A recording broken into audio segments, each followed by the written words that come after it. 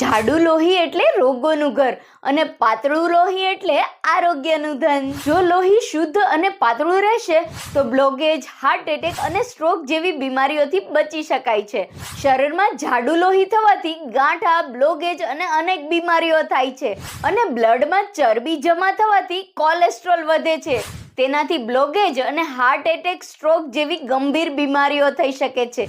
આથી લોહી શુદ્ધ અને પાતળું રાખવું ખૂબ જ જરૂરી છે. સવારે ખાલી પેટે 1 લસણની કળી ચાવી શકો છો. તે હૃદયને મજબૂત બનાવશે અને લોહીને પાતળું કરશે. આ સિવાય તમે હળદરવાળું પાણી પણ પી શકો છો, જે લોહીને શુદ્ધ કરવામાં મદદ કરશે. આ સિવાય તમે સવારે આદુનો ટુકડો પણ ચાવી શકો છો. લોહીની થતી ગાંઠોને દૂર કરશે, બ્લડ સર્ક્યુલેશન સુધારશે. સવારે ખાલી પેટે 1 ગ્લાસ ગરમ પાણીમાં અડધું લીંબુ નીચોવીને પી શકો છો. આનાથી લોહી પાતળું રાખવામાં ખૂબ મદદ મળશે. આ સિવાય તમે અળસીના બીજનો મુખવાસ પણ લઈ શકો છો, જે હાર્ટ હેલ્થ માટે ઉત્તમ છે.